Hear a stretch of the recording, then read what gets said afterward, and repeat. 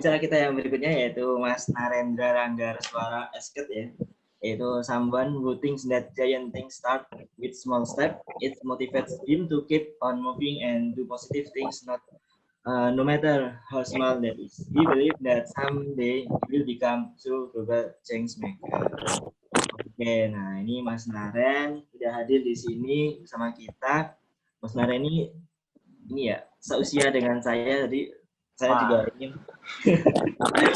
21 tahun ya, saya 21 tahun merasa ini juga. Kita highlight dari perjalanan Mas Naren, yaitu author dari sebagai penulis Artistika Manusia Seutuhnya. Mas Naren ini juga menerbitkan buku. Nanti mungkin setelah ini tadi dapat buku ya, nanti mungkin bisa langsung beli juga nih buku dari Mas Naren.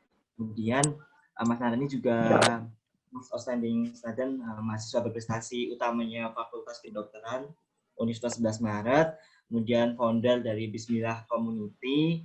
Yang lanjut dibawain asisten dosen laboratorium histologi. Terus kemudian Menteri Sosial dari BMFK tahun 2016-2017 dan jadi Menteri PSDM dari BEM UNS 2017-2018, berarti berapa tahun yang lalu? Komunikata ya? Apa? Ya, Komunikata. Oh, Komunikata. Ini Mas Naren yang hadir. Kemudian nih, bawah lagi. Ini keren banget emang. Ini ya penghargaannya ini ya. Ke Swedia, Jepang, Singapura, Thailand, dan banyak lagi ini ya. Kemudian first winner of Dota. Nah ini teman-teman yang di sini pun juga apa ya? Kan kebanyakan orang tuh berpikir bahwa game itu suatu hal yang tidak berdampak positif ataupun juga menyia-nyiakan waktu, membuang-buang waktu gitu kan. Nah ini Mas Naren ini membuktikan loh kepada kita juga, masih tahu kita juga ada prestasi nih di balik bermain game. Nah ini sangat-sangat keren ya teman-teman sendiri dari CV-nya sendiri, dari aktif di kegiatan sosial, aktif di kegiatan lainnya kayak apa, mahasiswa berprestasi, kemudian menerima penghargaan prestasi, prestatif, dan sampai udah lulus ya dengan usia 21 tahun saat ini, dan sangat-sangat ini. Alhamdulillah ya Mas Naren, bagaimana, sehat Mas? Alhamdulillah. Sehat lah, insya Allah. Orang ketemu sama orang-orang semangat, sama moderator yang lucu. Jadi insya Allah semangat lah. Ya ini agendanya biar pada ini juga nih Mas. Udah semangat. Oke ya, langsung aja buat lebih cepat. Oke, saya serahkan ke Mas Naren. Silakan Mas Narendra. Oke. Teman-teman, innal hamdalillah nahmaduhu wa nasta'inu wa nastaghfiruh wa na'udzu billahi min shururi anfusina wa min sayyiati a'malina may yahdihillahu fala mudilla lahu wa may yudlil fala hadiyalah.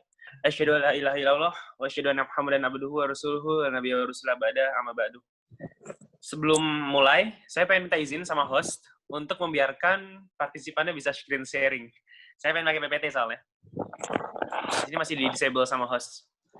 Sebelumnya saya bersyukur banget bisa ketemu sama teman-teman ya. Di sini mungkin mayoritas masih mahasiswa baru ya, atau 2019 gitu. Pokoknya yang muda-muda lah ya. Karena saya itu kangen muda. Dulu pas masih muda gitu ya. Kalau mimpi itu bisa gila kayak gitu. Maksudnya gimana ya? Bisa ngemimpi hal-hal yang luar biasa, hal-hal yang nggak masuk akal kayak gitu. Kalau sekarang udah berbenturan sama realita gitu ya, udah banyak banget. Dalam artian hal-hal yang nggak sesuai dengan nggak sesuai dengan idealita kita, nggak sesuai dengan harapan kita jadi sering down gitu ya. Alhasil kita nggak mau mimpi tinggi-tinggi lagi. Udahlah, nggak usah muluk-muluk kayak gitu.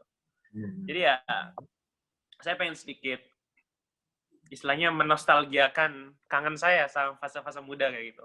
Mumpung kalian masih muda kayak gitu ya, jangan disia-siakan lah gitu fase muda kalian. Oke, teman-teman. Jadi saya pengen sedikit menceritakan tentang pemuda. Tadi mungkin sudah sedikit disinggung sama Ustadz Mukhtarom tentang pemuda tuh di era sekarang harus kayak gimana kayak gitu. Di sini saya pengen sharing dikit aja. Bagaimana menjadi seorang pemuda yang masih bisa punya prinsip, yang dalam artian prinsip yang benar, dan juga bisa berkarya secara relevan untuk teman-teman di sekitar kita. Jadi mungkin bahasanya itu nggak terlalu muluk kayak ustadz-ustadz gitu. Mungkin banyak yang nggak mau jadi ustadz gitu ya. Pengennya udah santai-santai aja. Tapi tetap bisa berkarya buat orang-orang di sekitar kita.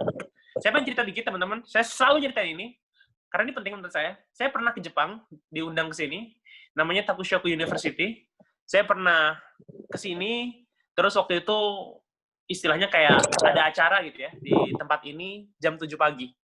Nah, saya mikir kan, ketika saya orang Indonesia itu datang ke Jepang kayak gitu, keren nggak sih kalau misalnya saya bisa datang ke acara tepat waktu atau at least hamin 15 menit lah, hamin 10 menit lah. Keren kan ya? Kalau di Indonesia, kita datang acara hamin 15 menit, itu udah pasti datang paling pertama. Gitu. Malah biasanya kita janjian rapat jam 7, itu baru mulai rapat jam berapa? Jam 9. Kita nunggu teman-teman yang lain, dan ya lama lah. Jadi durasi nunggunya lebih lama daripada durasi rapatnya gitu. Nah, saya datang ke acara ini, yang harus jam 7 ini, saya datang jam 6:45. Jadi 15 menit lebih cepat. Saya udah datang ke sana, sampai lobinya, itu sepi banget. Nggak ada orang sama sekali. Bener-bener nggak ada orang. Saya datang ke lobi, saya senang dong. Keren banget nih gue. Orang Indonesia bisa jadi orang hebat di Jepang. Saya udah gini nih, gaya-gaya Superman. Wah, mantep, gue jago bro, gitu-gitu. Sampai ke momen dimana saya ngetok pintu tempat acaranya. Kayak ada aulanya gitu kan, dan acaranya di situ. Saya ketok pintu, tok-tok-tok, saya kira nggak ada orang, karena lobinya sepi. Saya masuk, dan teman-teman, yang ada di foto ini adalah gambaran yang saya lihat. Saya jadi orang terakhir yang datang di acara tersebut. Datang hamin 15 menit, sama dengan datang terakhir ke sebuah acara di Jepang. Saya kaget, ini stres. Mana ada orang yang datang hamin 15 menit banyak banget kayak gitu kan. Tapi pas saya tanya-tanya ke mereka, ternyata mereka tuh punya kebiasaan buat hadir hamin 30 menit sebelum acara dimulai. Saking rajinnya kayak gitu. Dan bedanya, kalau kita itu biasanya datang pertama, kita ngapain? Kita ngechat nih ya. Ngechat teman kita, "Woi, lu di mana? Gue udah sampai nih. Masa lu telat?" Kayak gitu. Teman kita jawab, dia bilang masih OTW. Kita balas lagi, "OTW dari mana? Kamar mandi?" Kayak gitu kan. Kita seuzon sama mereka. Kita pamer kalau kita tepat waktu. Kita menghabiskan waktu untuk menseuzoni teman-teman kita yang belum datang. Beda sama mereka. Mereka fokus diskusi, fokus ngerjain tugas, fokus baca buku, fokus nge-game. Pokoknya ya bener-bener kayak, wah luar biasa lah orang-orang sana itu. Dan saat itu saya mikir, wah orang Jepang tuh hebat ya. Sampai saya mendapatkan berita ini. Teman-teman, negara dengan pemuda, dengan orang-orang yang luar biasa, dengan orang-orang yang mana kualitas manusianya sudah di atas rata-rata, disiplin, ramah. Ramah nih bener nih. Saya pernah lagi di MRT di Jepang gitu ya, di subway-nya Jepang, saya berdiri. Saya berdiri karena nggak ada tempat duduk dong, sama kayak di KRL kan. Nah, di depan saya berdiri itu, ada 2 mahasiswa Jepang, saya nggak ngerti siapa namanya, nggak kenalan. Dia duduk sambil main game berdua. Sebelahnya dia, jadi ada mahasiswa Jepang, main game berdua kayak gitu. Nah, sebelahnya dia itu penuh, jadi saya nggak duduk di situ. Sampai beberapa saat kemudian, itu ada seorang bapak-bapak datang ke saya, mukanya galak, saya kira pengen mukul saya.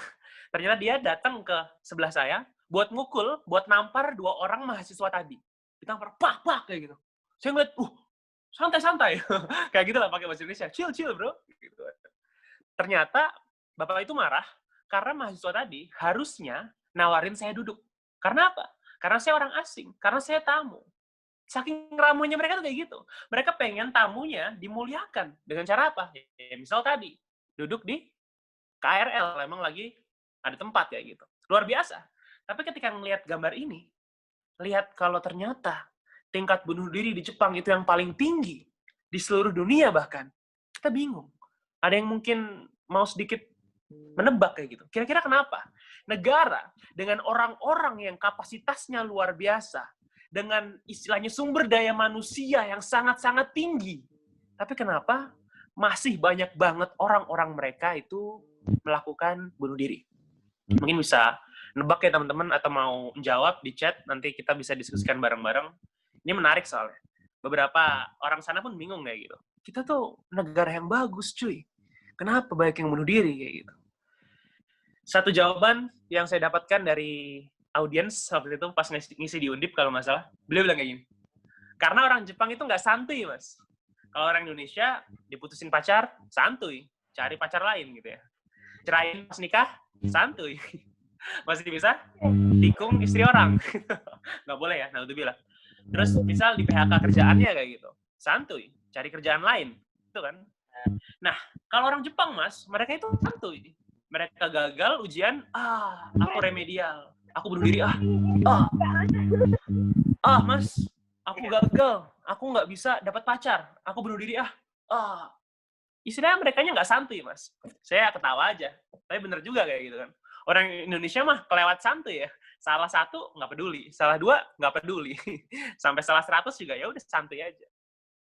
Tapi teman-teman, jawaban yang saya dapatkan yang benar-benar bikin saya kagum adalah jawaban ini.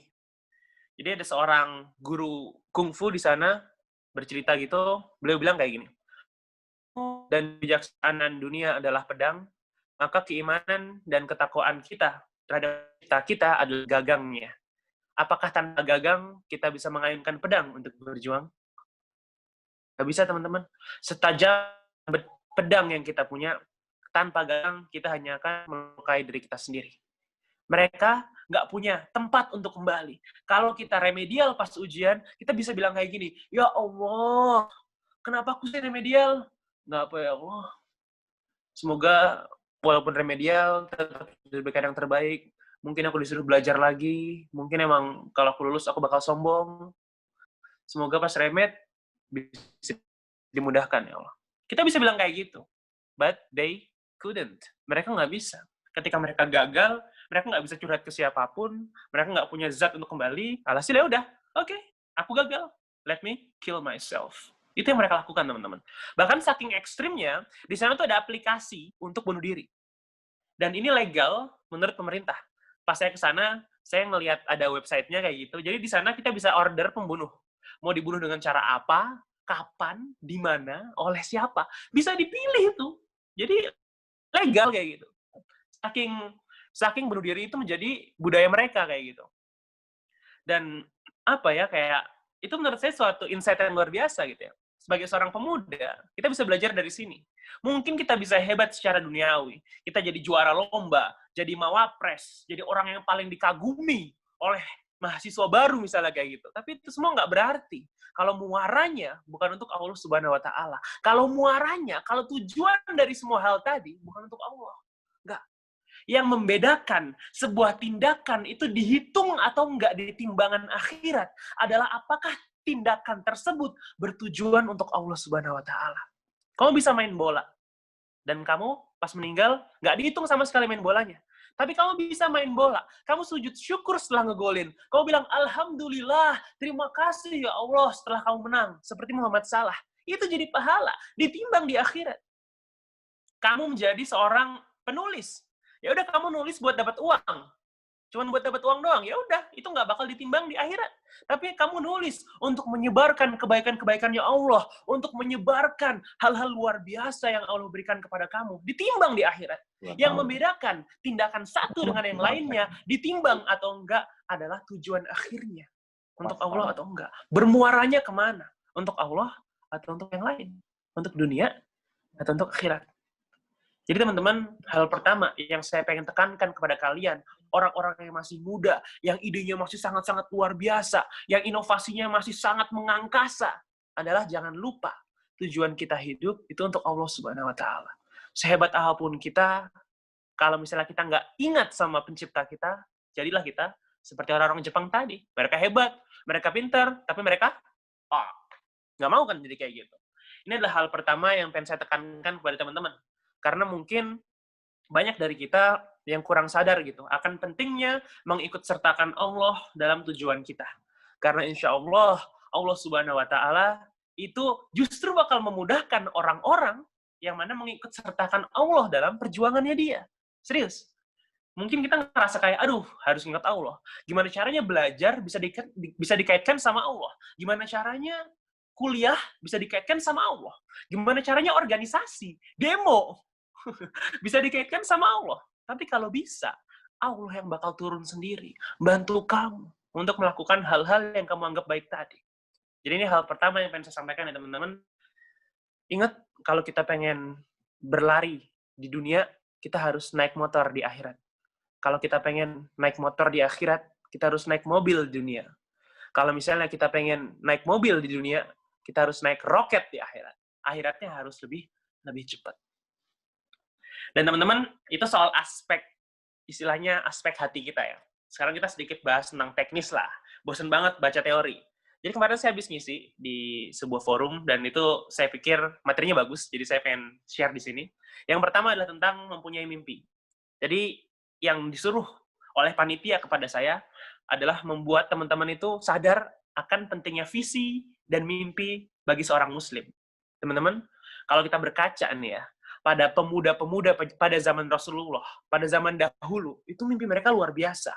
Utsman bin Affan, Umar bin Khattab, pada saat masih belia, mereka tuh sudah ingin menjadi komandan perang, menjadi orang yang paling dihormati di kelompoknya. Al-Fatih, pada saat masih umur 5 tahun, sudah bermimpi untuk menghafalkan Al-Quran.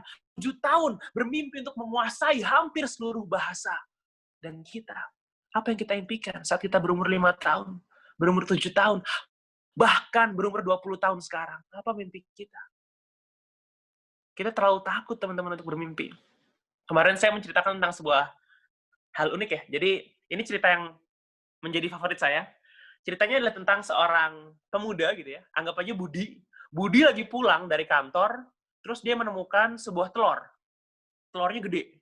Ternyata setelah diteliti, itu adalah telur elang. Burung elang gitu ya. Tahu lah ya kalian burung elang, burung yang keren banget itulah, yang kalau terbang semua orang kagum sama keindahannya. Alhasil, karena si Budi ini nggak ngerti harus diapain nih telur elang nih, dia taruh telur elang ini di kandang ayam. Telur elang ditaruh di kandang ayam. Beberapa hari kemudian, telur elangnya menetas. Krok, krok, krok, krok, krok, dar, kayak gitu kan. Bingung, elangnya bingung. Dia membuka mata pertama kali, set. Kok ada ayam di mana-mana? Di depannya ada ayam, di kanannya ada ayam, di kirinya ada ayam. Semuanya ayam, ayam, ayam, ayam, ayam, ayam. McD, KFC. Enggak ya, ayam beneran, bukan ayam yang dimakan kayak gitu. Dia bingung. Tapi karena dia hidup di situ, karena dia besar di situ, alhasil ya udah, dia tumbuh, berkembang, mengikuti ayam-ayam di sekitar dia. Dia melakukan hal yang dilakukan oleh ayam-ayam di sekitar dia. Dia makan cacing, makan tanah, mukul-mukulin tanah kayak gitu ya. Dia terbang terbang kayak gitu, tapi cuman nggak tinggi-tinggi ya. Terus dia juga kayak gini-gini nih, tiap sore, tiap pagi dia tok kayak gitu. Pokoknya ngikutin apa yang dilakukan oleh ayam lah. Suatu hari si elang ini udah tumbuh jadi orang yang sangat tua.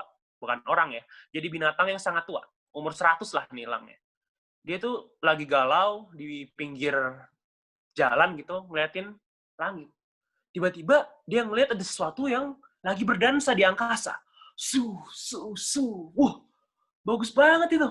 Ada semacam burung yang lagi menerobos awan dengan indahnya, dengan anggunnya. Dia kepo kan? Ayam, teman-teman gue, itu apaan bro? Itu apaan tuh? Teman-temannya jawab, itu namanya burung elang. Dia itu emang rajanya angkasa, rajanya para burung. Udah kita nggak usah mikirin dia. Kita mah ayam bro. Kita mah cuman di tanah, nggak bisa terbang tinggi, biasanya petok. Jangan mikirin elang, kita ayam. Si elang tadi mengangguk, oh, makasih informasinya bro. Alhasil, elang tersebut lahir sebagai seorang elang, hidup sebagai seorang ayam, karena itulah yang dia percaya. Sedih ya teman-teman ya? Dan mungkin yang lebih sedih lagi adalah mungkin banyak dari kita masih terjebak dalam pemikiran itu. Kita hidup sebagai seorang ayam, kita hidup sebagai apa ya? Sebagai seekor ayam, padahal kita lahir sebagai seekor elang. Kita menghilangkan potensi kita karena lingkungan kita. Orang-orang sudah nggak percaya sama mimpi kita. Kita bilang, nggak mungkin bisa kamu. Kita pengen menyembuhkan semua orang di dunia, menghilangkan kelaparan, bikin obat kanker. Bercanda lu ya. Alhasil, ayam-ayam tadi masuk ke dalam pikiran kita, menjadikan pikiran kita yang awalnya mengangkasa, terjebak di tanah saja. Ini sedih banget, teman-teman. Dikatakan bahwa tragedi terburuk, it is the greatest tragedy in life, it's not the people who aim to high and mid, it's the people who aim to low and hit. Dikatakan bahwa yang namanya tragedi terbesar dalam hidup, itu bukanlah orang-orang yang ketika mereka bermimpi terlalu tinggi, mereka meleset atau mereka gagal. Bukan, mereka nggak gagal. Namun yang gagal adalah orang-orang yang bermimpi terlalu rendah dan mereka mencapainya. Mereka terlalu bangga dengan hal-hal individualistis yang telah mereka capai. Mereka terlalu bangga dengan hal-hal kecil yang telah mereka lakukan. Mereka lupa. Mereka punya teman-teman, mereka punya lingkungan, mereka punya agama, mereka punya bangsa, mereka punya semesta yang butuh kontribusi mereka. Teman-teman, kalau kita bandingkan mimpi kita dengan mimpi para sahabat, mimpi para nabi, kita bakal malu, teman-teman. Sangat-sangat malu. Karena dulu mereka hampir nggak pernah bermimpi untuk diri mereka sendiri, untuk umat, untuk orang-orang di sekitar mereka. Itulah yang bisa drive mereka untuk jadi orang-orang hebat. Nggak pernah menyerah, nggak capek, nggak bisa tidur. Karena apa? Seperti lagunya itu. Gimana sih lagunya? Every night I lie in bed. Itulah ya. The brightest colors fill my head. A million dreams are keeping me awake. Mereka nggak bisa tidur. Gara-gara apa? A million dreams are keeping them awake. Mereka tidak bisa tidur saking banyaknya ide, saking banyaknya mimpi yang ingin mereka raih. Mungkin kayak gitu rasanya jadi para sahabat terdahulu. Mungkin gitu rasanya jadi sahabat-sahabat Rasulullah. Mau tidur, besok gua harus bikin ini untuk umat. Bikin masjid. Sedekah. Bikin ini, bikin itu. Lihat TikTok, apa slide TikTok, stok mantan di Instagram, belum punya pacar baru, alhamdulillah kayak gitu ya. Ngeliat Twitter, ada julitan bagus nggak ya? Netflix mau di-ban. Cancel Netflix, cukuplah. Tidur. Tadi bedanya ya? Nggak kerasa. Tapi itulah yang dilakukan teknologi terhadap kita. Mimpi kita jadi terbawa oleh lingkungan yang seperti ayam ini. Kita itu elang, teman-teman. We were born for greatness. Kita tuh lahir dengan tangan dan kaki yang luar biasa, bebas untuk bergerak. Dengan akal yang luar biasa. Kalau kita nggak gunakan itu untuk menjadi seekor elang, maka untuk apa Allah menciptakan kita dengan alat gerak dan pikiran yang ahsani taqwim, yang sempurna sederhananya. Sadarlah teman-teman, redefine your dream. Tentukan ulang mimpimu. Apakah mimpi kamu sudah cukup mulia? Apakah mimpi kamu sudah cukup besar? Apakah mimpi kamu kelak ketika tercapai, yang bahagia bukan hanya kamu, tapi kamu juga bisa membuat orang-orang di sekitar kamu bahagia? Kalau emang sudah bisa, udah cukuplah itu mimpi yang bagus. Tapi kalau mimpi kamu tercapai, yang bahagia cuma kamu, tolong ganti mimpi itu. Paling nggak bikin orang-orang di sekitar kalian bisa tersenyum. Banyak orang-orang yang mereka bahagianya hadir lewat perantara kalian. Banyak orang-orang yang kesenangannya, hidayahnya, kesejahteraannya itu hadir lewat perantara kalian. Yang mana kalau kalian berhenti untuk mengejar mimpi itu, mereka sampai kapanpun nggak akan pernah bahagia. Sama kayak saya, kalau saya berhenti jadi dokter, mungkin ada orang-orang yang kelak nggak akan pernah bisa sembuh. Karena apa? Karena perantara kesembuhannya, ya saya. Teman-teman, yang pertama saya pengen bikin teman-teman buat nggak takut buat bermimpi tinggi. Kalau ada orang, saya punya prinsip, kalau ada orang ngetawain saya karena mimpi saya terlalu tinggi, saya bilang gini ke mereka. Nggak sih, saya bilang gini dalam hati, lu ketawain mimpi gue karena lu tuh nggak punya pemahaman yang cukup tinggi terkait dengan mimpi gue. Mimpi gue terlalu tinggi, lu nggak akan ngerti mimpi gue. Saya sudah mikir kayak gitu. Ya sekarang sudah mulai tergerus oleh kenyataan, dan makanya saya nggak pengen teman-teman mengikuti jejak saya. Gitu. Kalau punya mimpi, nggak apa-apa, mimpilah yang tinggi, sebenarnya kayak gitu. Itu yang pertama. Pemuda muslim harus berani untuk bermimpi tinggi. Karena itulah yang diajarkan oleh sahabat-sahabat terdahulu, oleh Rasulullah dan para sahabat-sahabatnya. Yang kedua adalah mindset, teman-teman. Seringnya nih ya, ketika kita sudah punya target, sudah punya mimpi, sudah punya semacam goals kayak gitu, kita gampang banget untuk berhenti atau gagal. Biasanya nih ya, ada orang depresi, ada orang putus asa, kita tanya, bro, kenapa lu depresi? Kenapa lu gagal? Kenapa lu sedih kayak gitu? Dia bilang, aduh, usaha gue gagal, bos. Gue nyoba ini, gagal. Nyoba itu, gagal. Tembak itu, ditolak.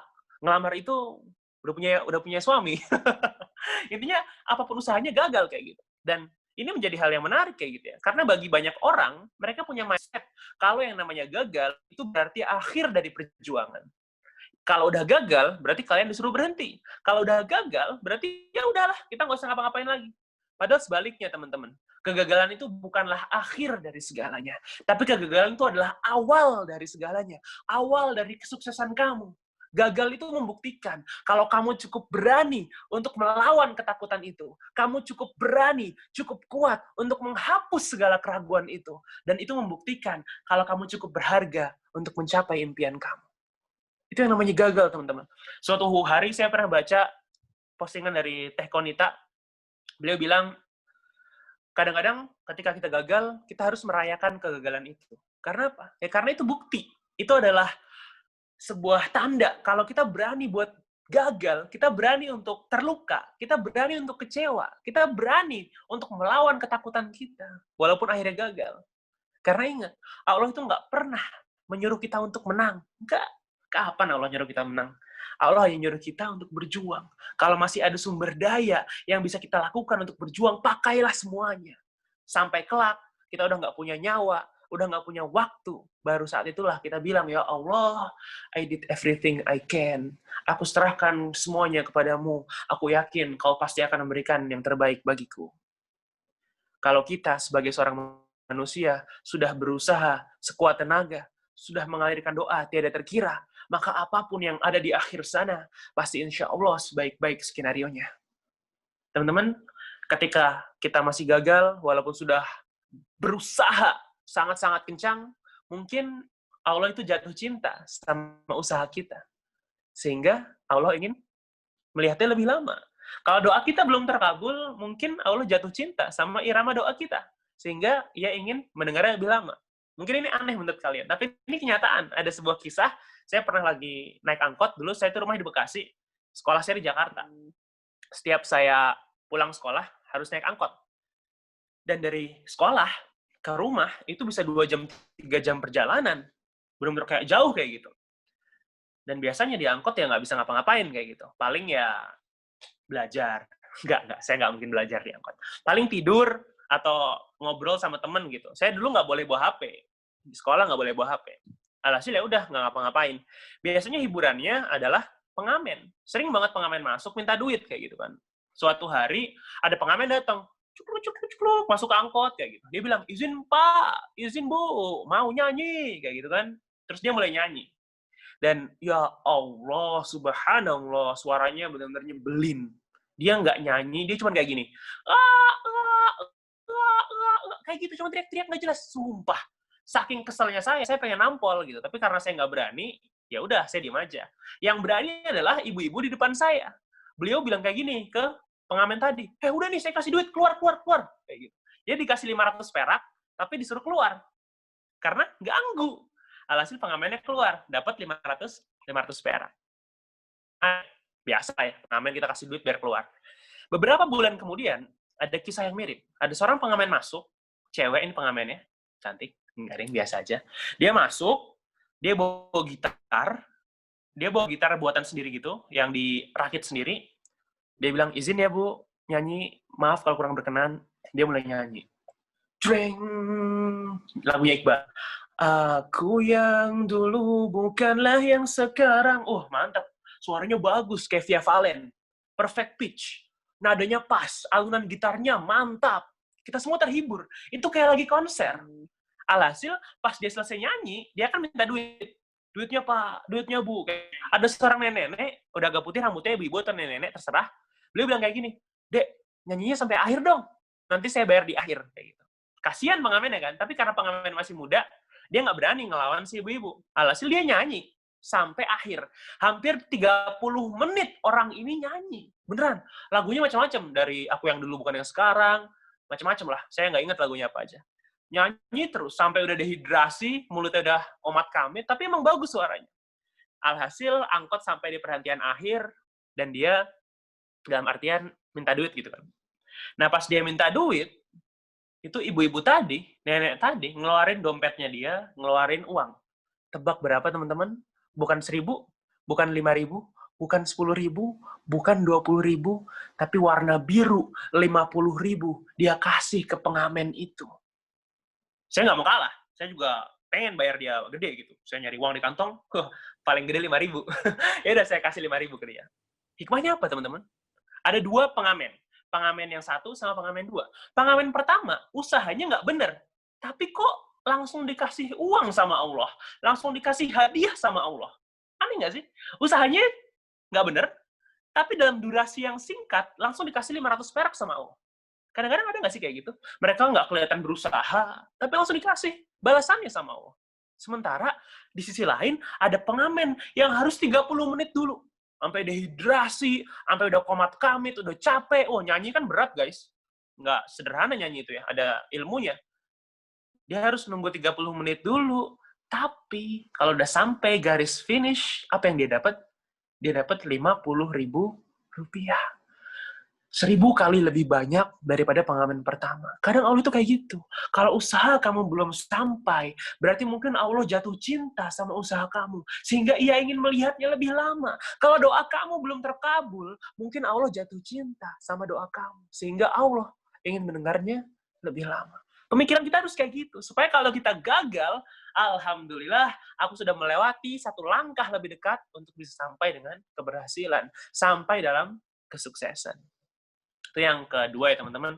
Dan yang terakhir yang pengen saya sampaikan adalah tentang small steps atau small things gitu ya. Banyak kesalahan orang-orang yang punya mimpi tinggi adalah mereka muluk-muluk gitu dalam mengejar mimpinya. Saya bilang tadi kalau bermimpi harus tinggi. Tapi saya pengen ngasih tahu satu hal buat teman-teman. Tolong, di antara mimpimu yang melangit tinggi, selipkanlah beberapa mimpi yang membumi. Maksudnya apa? Maksudnya biar ketika kamu nanti mengejar mimpi yang tinggi, kayak kamu punya target yang jauh gitu ya, kamu kan nggak nyampe-nyampe tuh ya, kayak nggak nyampe-nyampe. Hasil hati kita, otak kita merasa kalau, kok nggak nyampe-nyampe ya, kok capek ya, kok nggak dihargai ya usaha kita sebanyak ini, kayak gitu. Alhasil mereka down, mereka stres, mereka capek, hati kita gitu guys. Otak kita juga bisa kayak gitu. Nah, itulah fungsinya small steps. Itulah fungsinya ada mimpi-mimpi yang rendah. Misalnya kayak gimana? Misalnya mimpi kita yang tinggi adalah pengen jadi hafiz Al-Quran. Oke, kita ngafal, ikut daurah. Tapi kok nggak hatam-hatam ya? Tapi kok nggak 30 juz ya?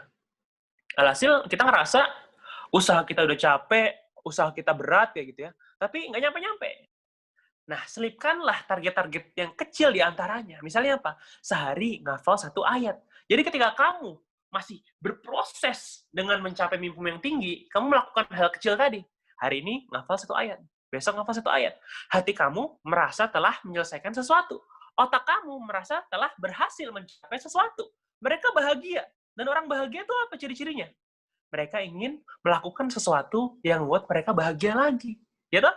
Alhasil besoknya pengen lagi. Oke, ngafalin lagi. Seru. Asik. Dia ngafalin terus. Alhasil mimpi kamu yang ada di atas awan tadi, yang tinggi tadi, akan ada tangga yang dibentuk oleh hal kecil yang kamu lakukan setiap harinya itu. Itulah pentingnya hal kecil, teman-teman.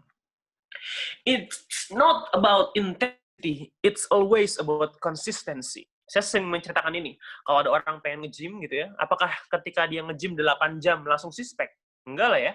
Mau dia nge-gym 8 jam sehari, 9 jam sehari, pas dia pulang, ngelihat dia di cermin, apa yang dilihat di perutnya? Nggak ada apa-apa. Nggak ada one pack, nggak ada two pack, nggak ada six-pack. Besoknya dia nyoba lagi, nge-gym 8 jam. Dia ngelihat lagi ke cermin. Apa yang dia lihat? Nggak ada. Mereka berpikir gitu, kalau kita bisa menjadi orang hebat, bisa mencapai mimpi kita dengan melakukan hal-hal besar. Itu salah, teman-teman. Manusia itu nggak pernah dibentuk oleh 1-2 hal besar yang dia lakukan. Tapi manusia dilahirkan oleh akumulasi jutaan, bahkan miliaran hal-hal kecil yang mereka lakukan. Kita nggak akan bisa jadi six-pack dengan nge-gym 1-2 kali 8 jam. Tapi kita bakal six-pack kalau kita nge-gym 30 menit setiap hari. Sebenarnya kayak gitu kan. Misal kalian, istilahnya lagi kuning giginya kayak gitu. Apakah sikat gigi 8 jam bakal membuat gigi kalian jadi putih? Enggak sama sekali. Tapi kalian sikat gigi 2 menit setiap hari selama 3 bulan, itu bakal bikin gigi kalian jadi putih. It doesn't matter berapa lama kalian bekerja hari ini. It doesn't matter. What matter is kalian melakukan pekerjaan itu terus-menerus. Itu yang namanya hal kecil, teman-teman. Ingat, innal ladzina qalu rabbunallahu thumma istaqamu tatanazzalu 'alaihimul malaikatu alla takhafu wa la tahzanu wa basyiru bil jannati allati kuntum tu'adun.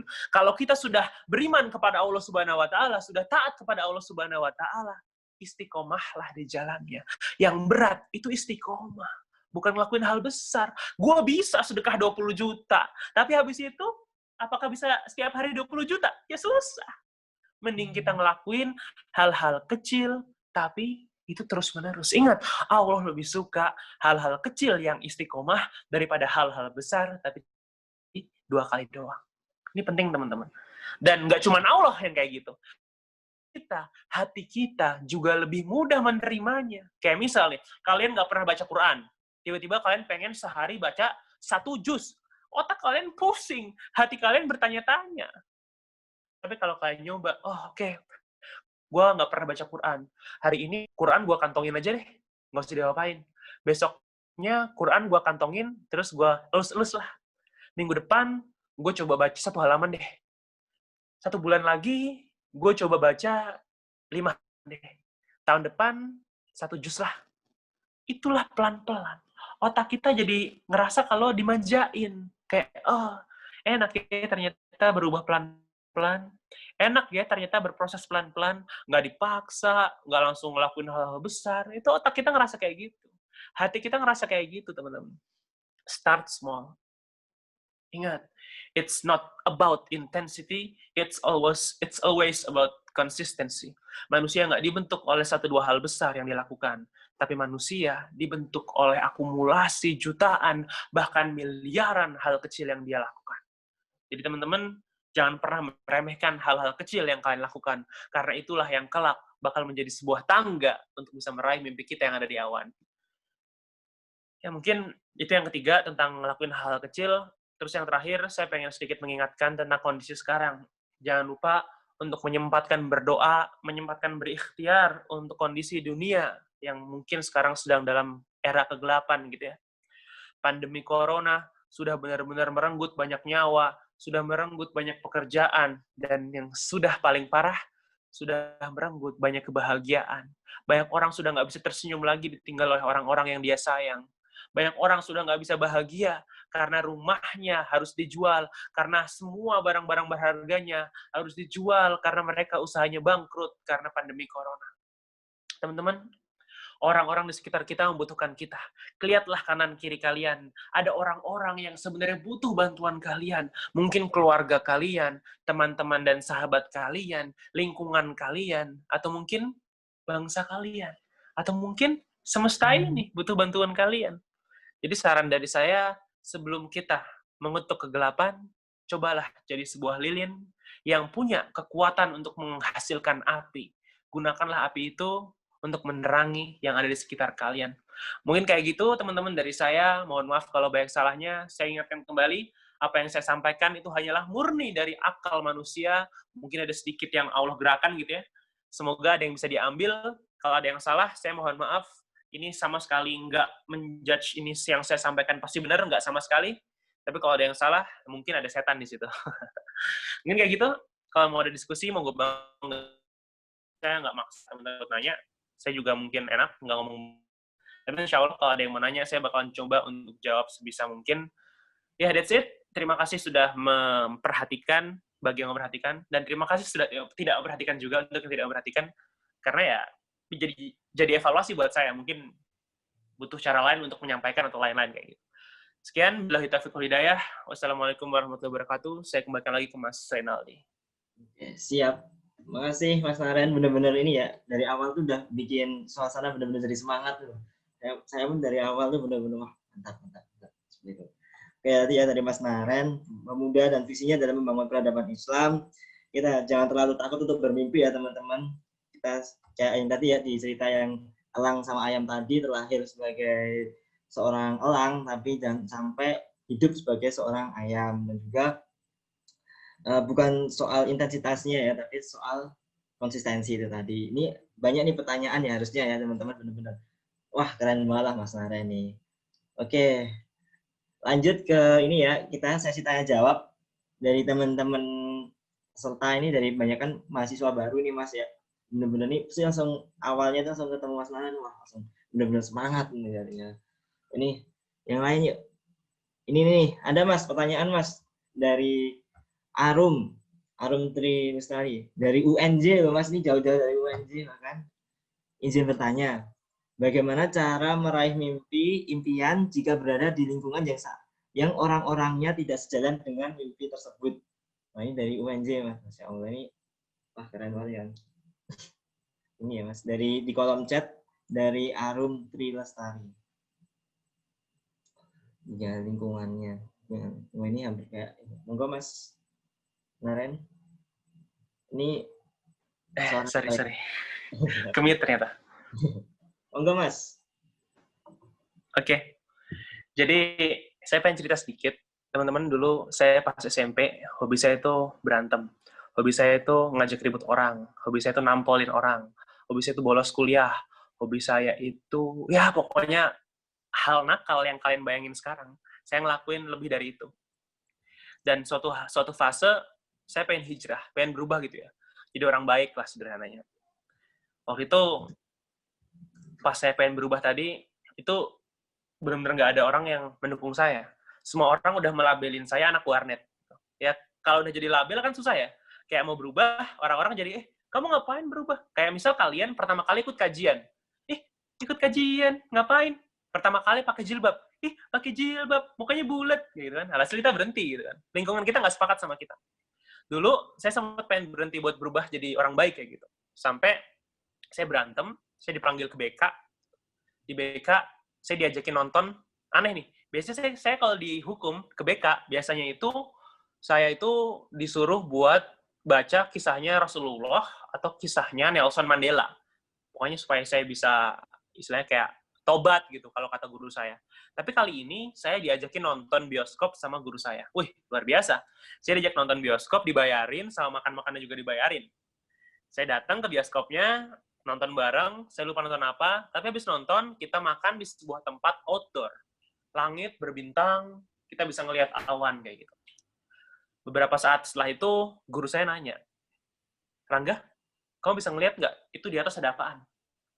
Saya bingung. Yang mana, Pak? Awan? Enggak, itu loh, yang kelap-kelip. Saya jawab lagi, oh, bintang. Beliau bilang kayak gitu.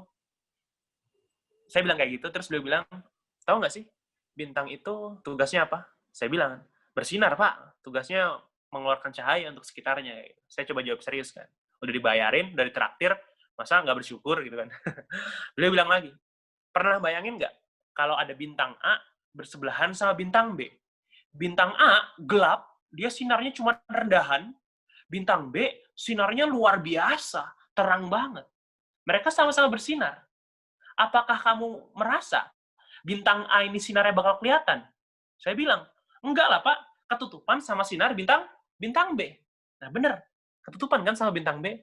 Terus guru saya bilang lagi, nanya lagi. Tapi, walaupun sinar bintang A ini ketutupan sama bintang B, apakah bintang A berhenti bersinar? Apakah bintang A ngambek? Alah, udah gue bersinar nggak ada yang lihat, dah gue diem aja, gue gelap aja.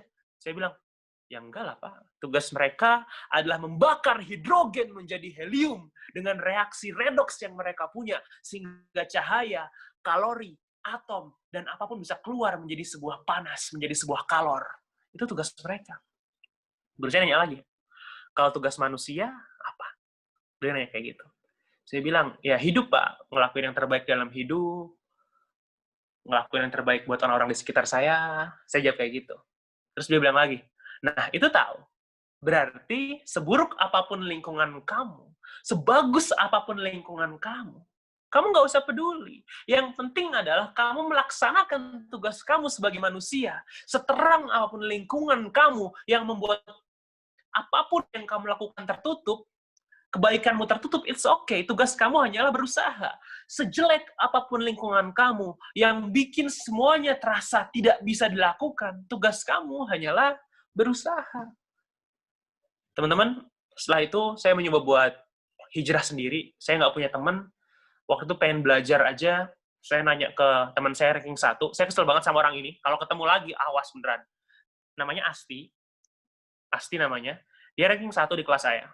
Saya pas hijrah, saya pas pengen belajar, pas pengen jadi orang baik, saya nanya ke dia, Asti, tolong dong ajarin matematika. Saya nanya baik-baik. Bahkan saya bawain makanan. Asti, ajarin matematika dong. Dia bilang apa sama saya? Dia bilang kayak gini, anak warnet mau belajar. Dasar anak warnet. Saya digituin sama dia. Sakit rasanya. Sampai sekarang saya masih ngerasain sakitnya. Saya pengen belajar, pengen berubah jadi orang baik, tapi digituin sama orang lain. Dan ini kesalahan terbesar yang sering banget dilakukan oleh orang-orang yang udah punya niat baik. Orang-orang yang udah punya niat baik itu menganggap kalau hidupnya pasti enak.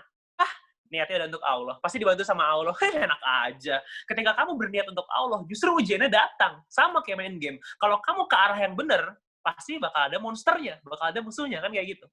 Alhasil waktu itu, saya harus berjuang sendiri. Saya belajar pakai guru privat, saya lihat-lihat di internet di warnet. Jadi saya ke warnet yang awalnya buat main game, sekarang jadi buat belajar. Dan sampailah fase di mana saya pas ujian bisa dapat nilai 90. Jadi biasanya kalau ujian saya nilainya 70, 60, maksimal ya 70 lah.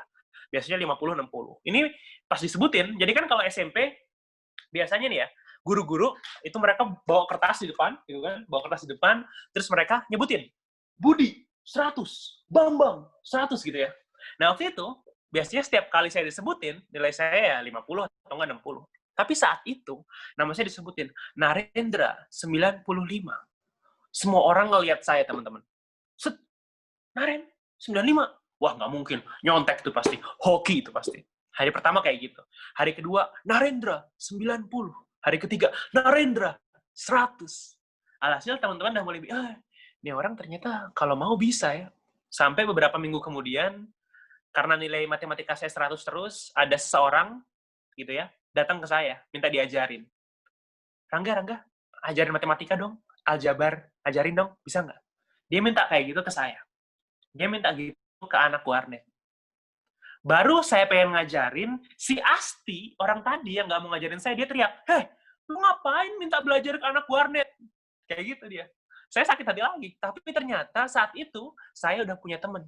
Orang tadi yang minta ngajarin ke saya, dia bilang kayak gini, nggak apa-apa anak warnet, yang penting nilai matematikanya 100. Emang lulus 90. Digituin sama dia.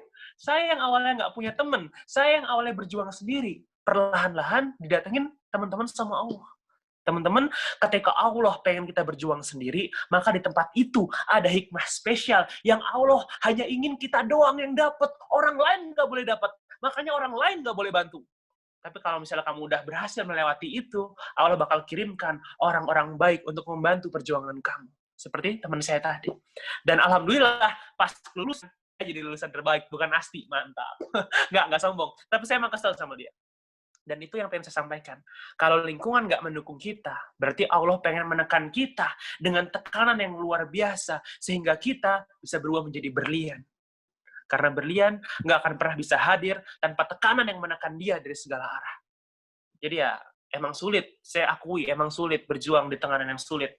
Tapi kalau kamu bisa melewati itu, hadiah dari Allah bakal membuat kamu terpesona, bakal membuat kamu kagum, yang akan membuat kamu lupa dengan segala kecapean, kelelahan, kesedihan yang kamu alami dalam prosesnya. Semoga bisa menjawab. Barakallahu fikum. Minta tolong dibacain aja ya pertanyaannya. Ya, siap, Mas. Mantap banget jawabannya itu. Dan penuh semangat. Ini banyak banget, Mas, tapi yang tanya masih. Wow. Monggo moderatornya. Sholat Jumat kan nanti? Iya. Ini Sabtu, Deng. Astagfirullah. Ini Sabtu ya. Oke. Ini Mas, yang Pak Romadi nih, habis ini ya. Izin bertanya, Kak, nih, bagaimana menurut Kakak mengenai kehidupan seseorang yang suka lemah di saat kaya, tapi di saat miskin banyak yang beribadah kepada Allah Subhanahu wa taala. Apakah keistiqomahan seorang itu tidak stabil atau bagaimana? Jadi ketika kaya ini banyak beribadah, ketika miskin lupa gitu ibaratnya. Nah, bagaimana? Apakah keistiqomahan itu tidak stabil atau bagaimana? Itu Mas Naim. If you start with strong way, you'll survive anyhow. Kadang-kadang kita tuh lupa. Kita itu bergerak karena apa? Dan biasanya ketika kondisi berubah, yang berubah adalah alasan kita tadi. Kalau kita misalnya bersedekah, alasannya adalah ketika kita punya duit gitu ya. Jadi kita sedekah. Jadi kita punya alasan kita itu sedekah karena kita punya uang lebih kayak gitu. Ya ketika kita miskin, kita berhenti sedekah. Tapi kalau alasan kita sedekah adalah saya sedekah bukan karena saya punya harta berlebih, tapi saya sedekah, saya berbagi karena saya tahu rasanya kekurangan. Yaitu mau dia miskin, mau dia kaya, dia bakal sedekah. Paham ya? Jadi yang menjadi problem adalah alasan kita dalam melakukan ibadah. Alasan kita dalam doing good things itu apa? Apakah untuk hal-hal yang remeh? Apakah untuk hal-hal yang luar biasa? Ataukah untuk kepuasan pribadi?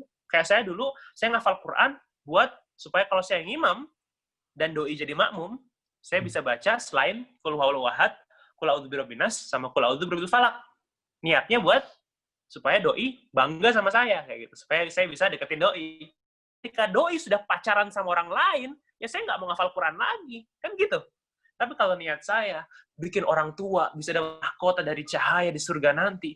Mau dia udah pacaran, mau dia punya mantan 17, mau dia nikah sama 4 cowok, nggak boleh, nih. Mau dia punya istri, pokoknya mau dia udah nikah, saya tetap semangat buat. Karena alasannya bukan itu. Jadi coba, kita menanyakan diri kita sendiri, kira-kira alasan kita berbuat baik itu apa? Apakah kelak kalau kondisinya berubah, ibadah kita bakal berhenti? Apakah kelak kalau situasinya berubah, amalan kita bakal mati? Maka dari itu, coba kalian ubah semua niat kalian yang awalnya untuk diri sendiri, menjadi untuk orang lain. Yang awalnya untuk orang lain, menjadi untuk Allah Subhanahu wa Ta'ala. Itu proses, teman-teman. Awalnya kita melakukan sesuatu karena nafsu pribadi, biar kelihatan keren, biar dilihat sama doi. Kita mau pinter, nilai 100, biar doi minta ajarin sama kita, kayak gitu. Kita udah puas, udah enak, kayak gitu. Oke, ya udah. Sekarang gue pinter supaya bisa ngajarin orang lain. Oke, kita ngajarin orang lain.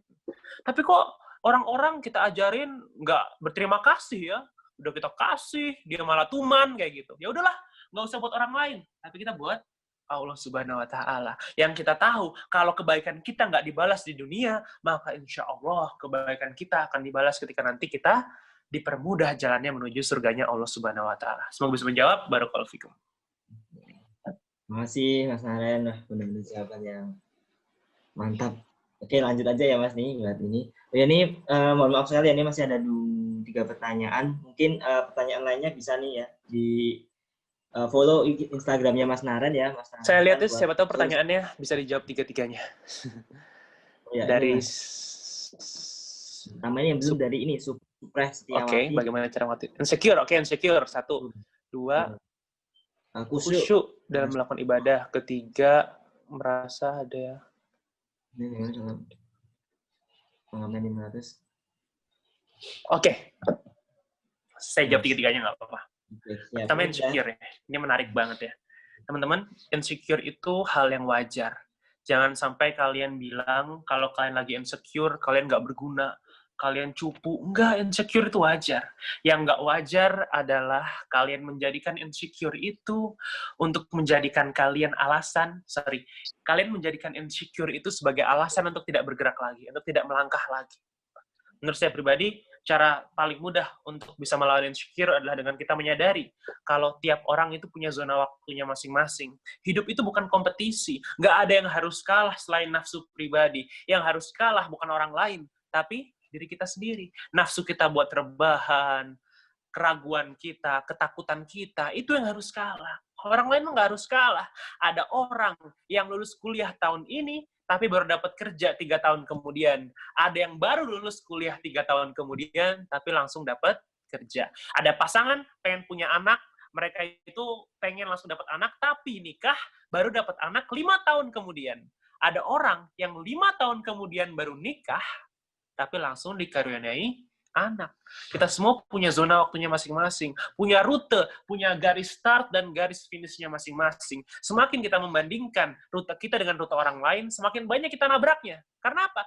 Karena kita mempelajari rute orang lain, padahal rute kita beda sendiri kayak gitu. Teman-teman, orang lain adalah indikator terburuk untuk menilai perkembangan kita. Walaupun mungkin orang lain adalah motivator terbaik untuk memulai perkembangan kita. Kalau ada orang hebat, boleh pengen jadi kayak mereka. Tapi tolong, jangan dibandingkan hasil usahanya. Cara terbaik. Yang kedua, untuk menghilangkan insecure menurut saya adalah lakukanlah hal-hal kecil, teman-teman. Saya kalau lagi down, saya itu biasanya beli makan lewat Gojek, tapi saya suruh dimakan sama Gojeknya. Kan dia bilang makasih tuh. makasih ya, semoga rezekinya berlimpah. Itu bikin saya ngerasa bermakna. Walaupun itu kecil ya, cuman 10.000 nasi kucing buat Gojek, tapi dia bilang makasih, saya merasa, at least saya bisa bermanfaat untuk orang itu, untuk satu orang. Soal UN Bahasa Inggris nomor 40 paket B pas saya SMP adalah cerita tentang seorang anak kecil yang lagi liburan di sebuah pantai. Di pantai tersebut ada ribuan bintang laut terjebak. Tapi karena mereka bukan Patrick, mereka nggak bisa jalan lagi ke laut. Mereka terjebak, terdampar di pantai. Nah, anak kecil itu ngambil satu bintang laut nih, dia lempar. HP orang. Dilempar tuh ke laut, kayak gitu. Dia menyelamatkan satu bintang laut. Nah, ada netizen nyinyir. Itu ada ribuan bintang laut, lu cuman ngelempar satu, lu nggak bakal mengubah apapun, kayak gitu. Pemuda tadi tersenyum, dia ngambil satu bintang laut lagi, dia lempar lagi. Dia bilang gini ke yang netizen nyinyir tadi, mungkin aku tidak bisa mengubah semuanya, tapi aku bisa mengubah semuanya untuk yang satu itu. Teman-teman, terkadang mungkin bagi kita, apa yang kita lakukan bagi orang lain itu tidak seberapa. Tapi bagi mereka, itu adalah hal-hal yang sangat luar biasa. Itu untuk yang insecure ya. Terus tadi, yang kedua adalah tentang sholat ibadah ya. ya. Sholat pikiran kita kemana-mana. Oke, ini penting. Proses mengubah niat, itu adalah proses hidup. Proses mengubah niat, internet saya jelek ya. Proses mengubah niat adalah proses seumur hidup. Misalnya nih ya, kita pengen beramal. 10.000 dah. Pas lagi khutbah Jumat gitu. Kita ngeluarin duit nih. Aduh, takut diliatin orang. Nanti ria kayak gitu kan. Yaudah, masukin lagi ke kantong. Kita nggak jadi beramal. Itu salah, teman-teman. Ketika kita lagi merasa kalau niat kita salah, jangan pernah hentikan ibadahnya. Jangan pernah hentikan amalnya. Tapi tolong, perangi niatnya. Perangi motivasinya. Kalau motivasinya emang masih salah, ya udah. Oke, mungkin motivasiku hari ini belum benar. Tapi aku tahu itu salah. Besok-besok harus lebih lurus. Besok-besok harus lebih khusyuk. Besok-besok harus lebih buat Allah Subhanahu Wa Ta'ala. Tetap kalian amal 10.000. Tapi kalian pikir di otak kalian. Nggak boleh ria. Nggak boleh sombong. Nggak boleh untuk orang lain. Untuk Allah Subhanahu Wa Ta'ala aja. Sama kayak sholat. Kalau kalian lagi sholat dan masih merasa belum khusyuk, jangan berhenti sholatnya. Nggak usah diulang sholatnya. Kecuali kalau kalian ngelakuin hal-hal yang berlebihan. Kayak lagi sholat, terus kalian koprol. Ya udah, itu mah batal. Tapi kalau cuman dia udah kepikiran, aduh, belum masih makan anak, ya nggak apa-apa. Emang sulit. Bahkan dulu Rasulullah pernah menyuruh para sahabatnya buat sholat. Setelah selesai, Rasulullah tanya, kalian khusyuk atau enggak tadi pas sholat? Nggak ada sahabat yang jawab khusyuk. Mereka bilang, rakaat pertama saya khusyuk, rakaat kedua saya mikirin anak, rakaat kedua saya mikirin umat, rakaat ketiga saya mikirin kamu, ya Rasulullah. Alhasil ya, emang sulit. Jadi ya, itu adalah proses seumur hidup. Saran saya, ketika kita merasa niat kita belum lurus, kita belum khusyuk, kita lawan, kita perangi setelah kita melakukan itu. Jangan berhentikan ibadahnya, tapi perangi niatnya. Yang terakhir adalah tentang bagaimana kalau kita berada di posisi. Ini tadi ketika kita bahas ini, kita lagi bahas mindset. Oke? Kita nggak bahas tentang teori atau kenyataan kayak gitu. Jadi, saya hanya ingin teman-teman punya mindset kayak tadi. Supaya apa? Supaya kalau kalian gagal, kalian bisa bangkit lagi. Gitu. Jadi kalau misalnya kalian merasa langsung dikasih sama Allah gitu ya. Mindsetnya adalah bukan berarti kalian usahanya rendah kayak gitu. Berarti kalian mikir, berarti usahaku selama ini udah diapresiasi sama Allah. Berarti usahaku sudah cukup besar sehingga Allah kasih hadiahnya. Ini tentang mindset, bukan tentang teori, bukan tentang konsep, enggak, tentang mindset, tentang cara kita berpikir aja. Dan karena apa? Kenapa ini penting? Karena terkadang manusia itu dikendalikan oleh pikirannya dia. Negatif atau positif isi di sini nih. Kalau negatif ya udah dia down, dia putus asa. Kalau positif dia ngegas terus gitu kan. Jadi penting bagi kita untuk punya cara untuk bisa bangkit dari negativitas gitu. Penting. Ingat, saya nggak bilang kita harus selalu positif. Saya bilang kita harus selalu punya cara untuk bangkit dari negativitas. Teman-teman, tadi malam teman saya nanya sama saya, Naren, kamu tuh orangnya kok kelihatan positif banget sih. Gimana caranya kayak gitu? Saya bilang sama dia, tolong, kalau kamu pengen hidupnya bagus, kalau kamu pengen survive dalam hidup, jangan pernah pengen jadi orang yang selalu positif. Jangan. Gila, kiblik lu. Iya nih. Astagfirullahaladzim. Omongannya, weh. Saya bilang ke dia, jangan pengen jadi orang yang selalu berpikir atau selalu positif. Tapi jadilah orang yang selalu menerima. Terimalah baik atau buruk hidup kamu saat itu. Terimalah baik atau buruk harimu saat ini. Terimalah ketika kamu gagal. Terimalah ketika kamu melakukan hal-hal buruk. Terimalah ketika kamu tidak bisa melanjutkan perjuangan kamu. Kita harus menerima, teman-teman. Karena dari penerimaan itulah kita belajar. Kalau ada hal-hal yang walaupun kita sudah berusaha semaksimal mungkin, tapi kalau Allah bilang, no, no, no, maka sampai kapanpun hal tersebut nggak akan bisa sampai kepada kita. Kita harus belajar jadi orang yang lebih mudah menerima. Tapi ingat, kita bisa menerima, lalu kita harus segera bangkit dengan mindset-mindset yang bisa membuat kita bangkit dari negativitas tadi. Mungkin kayak gitu. Mohon maaf kalau nggak bisa jawab terlalu lama, karena tadi sudah diingetin juga, sudah mau habis waktunya.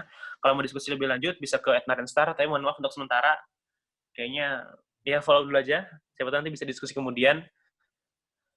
Ya, mohon maaf kalau banyak salah, saya harap apa yang saya sampaikan bisa menjadi sedikit ya, saya bilang semuanya, sedikit kebaikan buat teman-teman, ada yang bisa diambil hikmahnya. Teman-teman, saya pengen tutup dengan sebuah quotes yang bilang bahwa if you do something others don't, you will get something that others won't. Kalau kamu melakukan sesuatu yang nggak orang lain lakukan, maka kamu akan mendapatkan sesuatu yang nggak orang lain dapatkan.